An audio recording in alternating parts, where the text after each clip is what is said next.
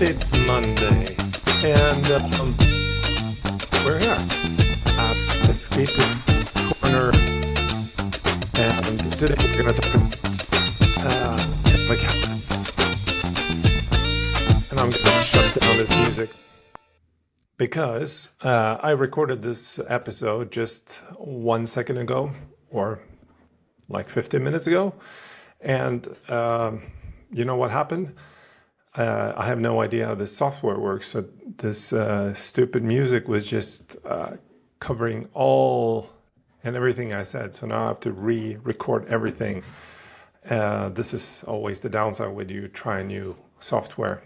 And the reason why I'm trying new software is because I'm not because I want, but I usually just have been using my phone, and I've been recording on the Spotify app to do this, and they made an update so you cannot record via the app anymore, and now it's like just too many steps, and I tried to do this maybe a bit more easier, and I thought, okay, I'm gonna do video now and blah blah blah blah blah, and now I'm here in this kind of software thingy. And yeah, it's funny because we're going to talk about habits today, and especially specifically, we're going to talk about Atomic Habits by James Clear. If you're not familiar with James Clear, he has a book called Atomic Habits, and many people like him. I also like his book because it's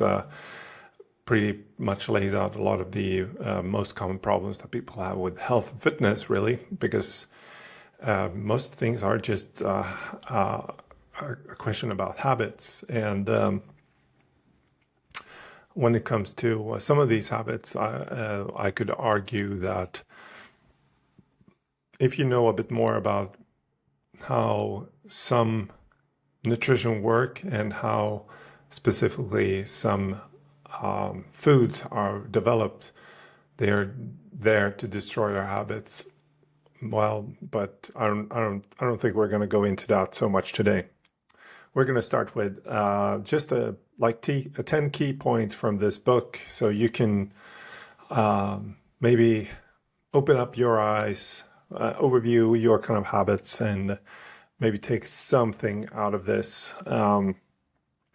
Let's see. We're going to start off with number one, which is the power of small habits. And when we say small habits, it is the think about doing the small things instead of doing like the big picture things, because the small habits layer on top of each other. A small example would be, instead of thinking like, I'm going to start my new XYZ program in training, and now I'm going to be successful going from 0 to 100 in 10 days. What you actually probably want to start with is just go up 10 minutes earlier every morning and pack your bag, and then go to the gym, then go to the class. So many of these small changes lead to bigger changes. Okay, number two, the habit loop. Cue, craving, response, and reward. So every habit follows a certain loop.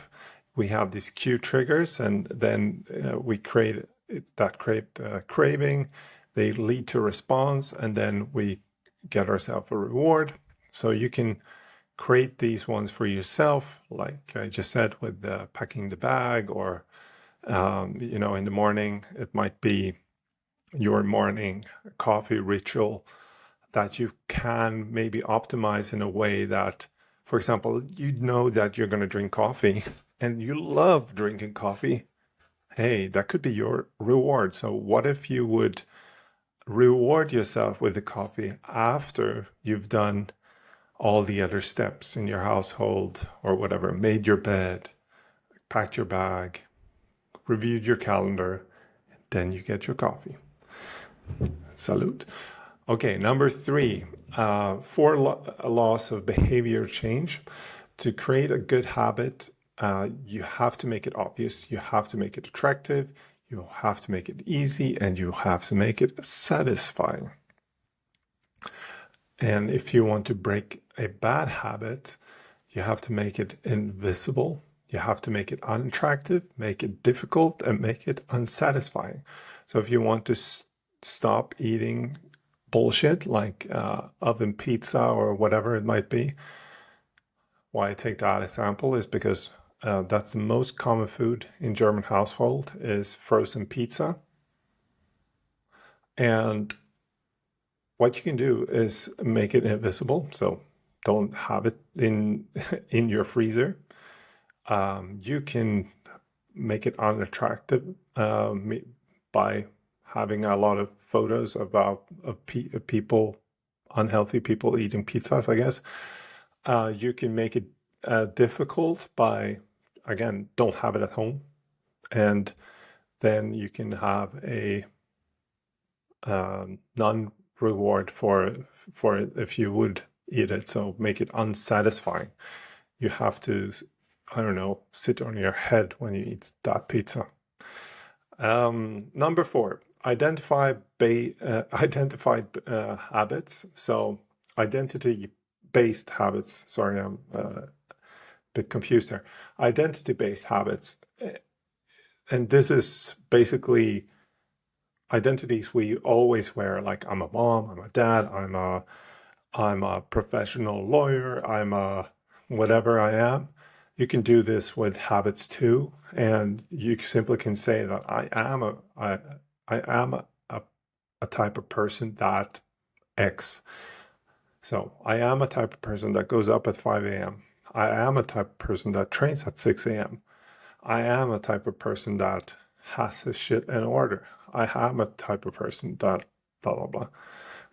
And it's very easy to do the opposite, like, and say, no, I'm not that type of person. I was always lazy. I was always you know what's going to happen? You're just going to fulfill whatever identity you want to be. So if you want to be unhappy, unlazy, or lazy and stuff like that, yeah, it's easy. You just call yourself an unhappy and lazy person. You will become that person. But yeah, congrats, you reached your goal. Number 5, the role of environment. So this comes down to surrounding yourself with the right type of people and the right type of environment, having less distractions. Super, super important. So what do you think? Do you have the optimal surroundings for that? Like my goal when it comes to, for example, the gym we have at Escapist is obviously to have a place for people to really be surrounded by other people that support you and really want you to win. Okay. Number 6, habit stacking. Something I went through already. Kind of you have this ladder of actions that you have to do like every morning, for example. First you do this, then you do that, you do this, you do that, and you just have a certain order you do things, and it's going to save you time, and it's going to put you in the right way because you planned on going a certain way. Number 7, the importance of tracking progress. And tracking can make some people so uncomfortable. It can make them feel defensive, like as if they're under attack. And the reason why that is because there's a reality out there that you're not wanting to face. And it's very common for every one of us. So the faster we actually face reality, the easier it is for us to make progress. And I read this book about like when you are procrastinating and you're putting everything to the side, then that is actually a roadmap to psychological imbalance and unhappiness. So big topic, but tracking progress, and it might just start in the gym. Like doing these small tracking things are super, super important.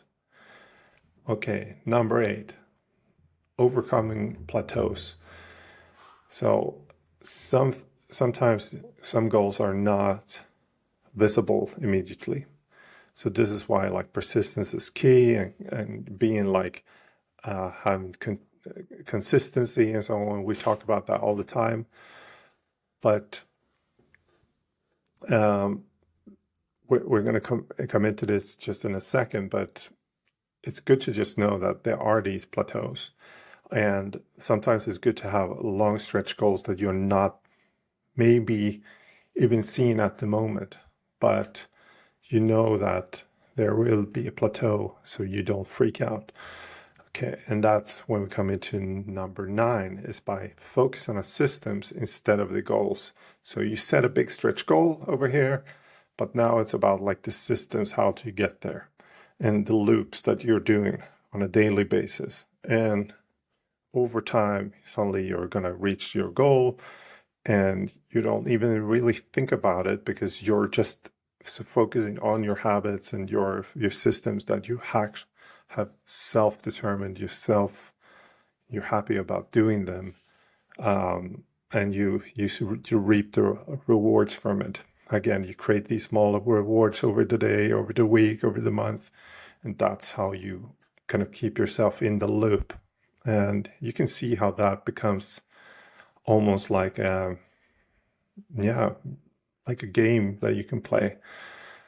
And number 10, last point, is to make these habits inevitable, unavoidable.